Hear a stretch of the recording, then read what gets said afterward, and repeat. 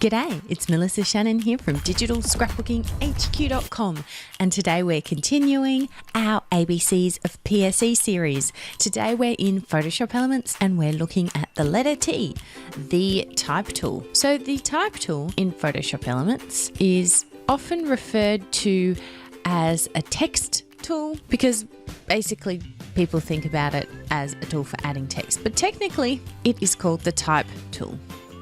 So when you click on the type tool or you press the letter T, you are given several options here. Now, the first thing that you're probably inclined to do is click on your page and start typing.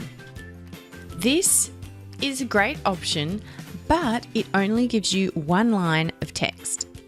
So what I mean by that is that if you keep typing, your text will go on and on forever unless you do a hard line break or press return, which is totally fine. You can do that. But there's another way to create a text box instead of a line of type. You can click and drag to create a text box, and then as you add more text, as you keep typing, the text will flow to the shape of the text box and you can resize it as you need to. When you're resizing, there's a couple of things to note. When you double click on your type and you go into the type tool, you can resize the box. This is resizing just the box. You can see here there's a little plus in this corner here. That is because we have overflowed type. So when you have type that's overflowed, you get this little box. Now, a little tip for you. If you've got overflowing type and you want to add it to another text box, here's a tip.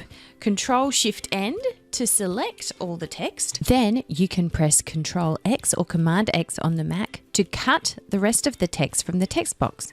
Then you can paste it into a brand new text box. It's kind of a little way to hack if you need to create another text box. Now, if you are using the type tool and you finish typing and then you resize, you'll notice that your text here is getting warped. You can choose to constrain proportions, and then whenever you resize it, it will stay in proportion. It'll just change the size of the font here. Now it's 83 points. But if you are trying to resize the actual text box and not the text itself, you need to double click and make sure you're using the type tool. Another way to do that is just click on the type tool and click within that text box.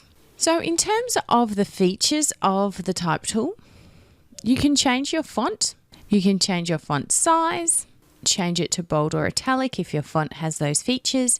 You can change the leading, which is the space between the lines of text. It's called leading because originally, back in the day of the printing press, the space between the lines of type was in fact lead. You can change the tracking, which is the space between each letter, and you can either type numbers into the box or you can use a scrubbing action left or right with your mouse on the label. You can do that with most things. You've also got your standard bold, italic, underline, and those are kind of generated by Photoshop rather than using a font.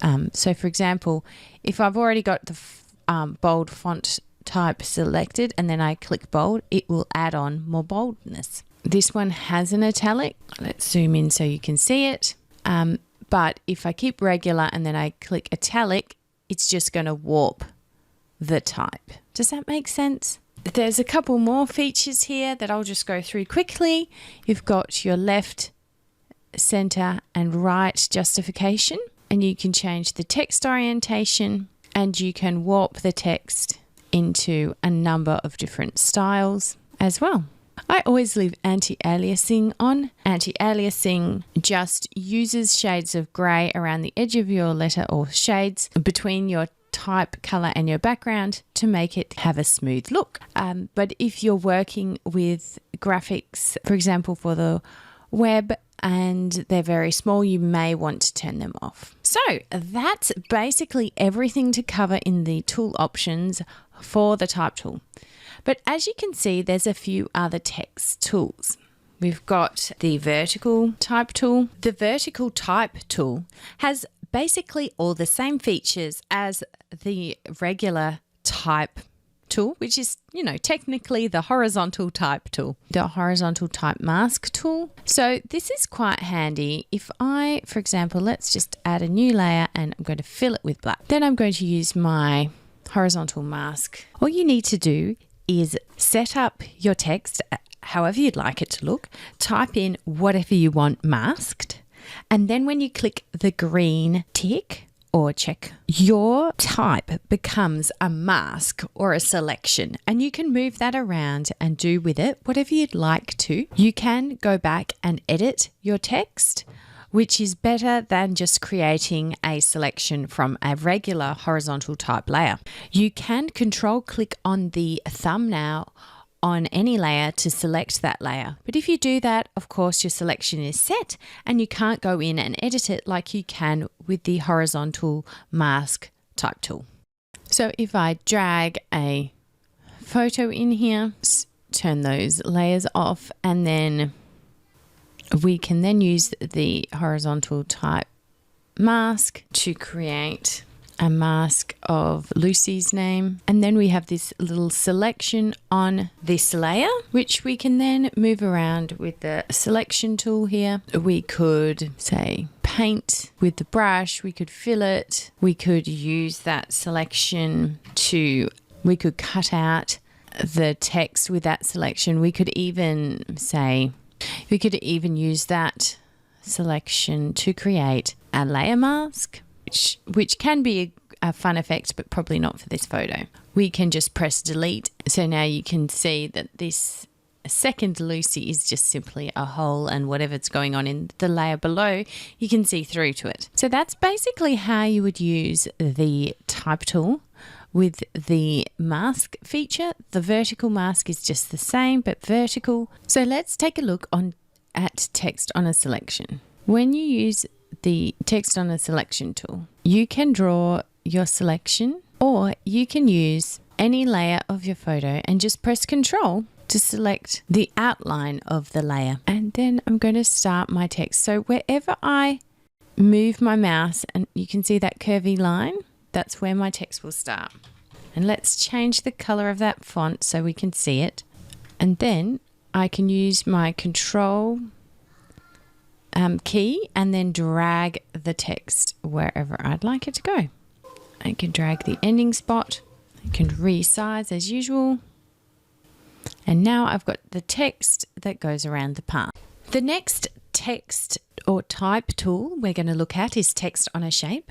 We can choose from a number of preset shapes here to easily create text on a shape. Let's draw our heart here, and then we can mouse over until we see the little icon with the eye bar and the wave, and that when we click there, that is where our text will be.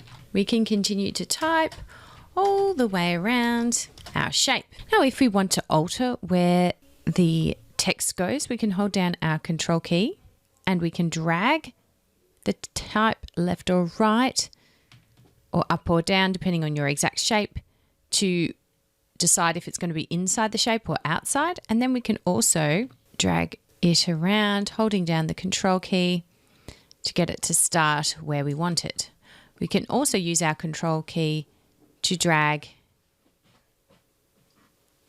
the end of the text. We can always make our type a little bit larger to make it easier to see. You don't want to go too large though, or you won't get very much around the outside of your shape. Now, when you finish working with your layer and you click the green check mark, your shape will be gone. It will disappear. You can also use any shape in your custom shape tool. Once you've drawn the shape, click back on the type tool, text on shape, and then start typing as I've just shown you with one of the built-in shapes. Now, the difference is when you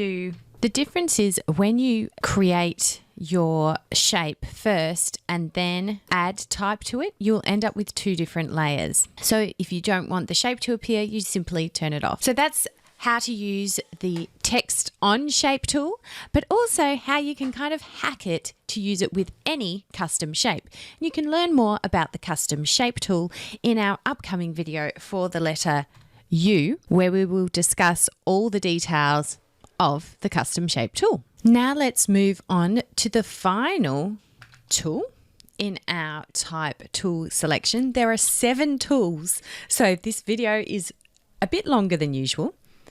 Now we're going to look at the text on path tool. So we have 2 options here. We have the draw and the modify mode.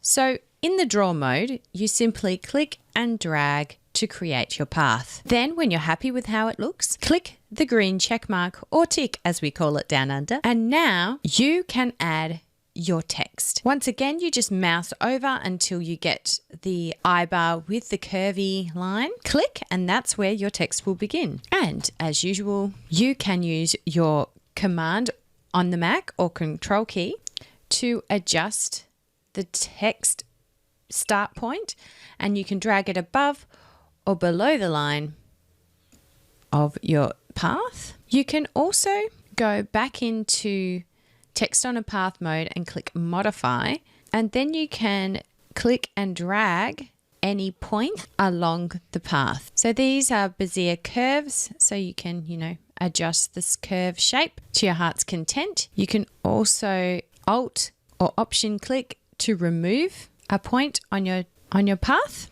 and then when you click away, it's gone. So let's show you that again. You can use the text on path tool to create a path. You can then modify that path by using the modify tool. You can add type by mousing over until you get the I-bar with the curly line, and then you can simply type your way around any path your heart desires. Now, of course, it's not as perfect as the pen tool in Photoshop CC, but it is a perfect option for those of us who want to get a bit creative with our type in Photoshop Elements. So I hope you've enjoyed this bumper type tool video. If you've learnt something new, give me a thumbs up.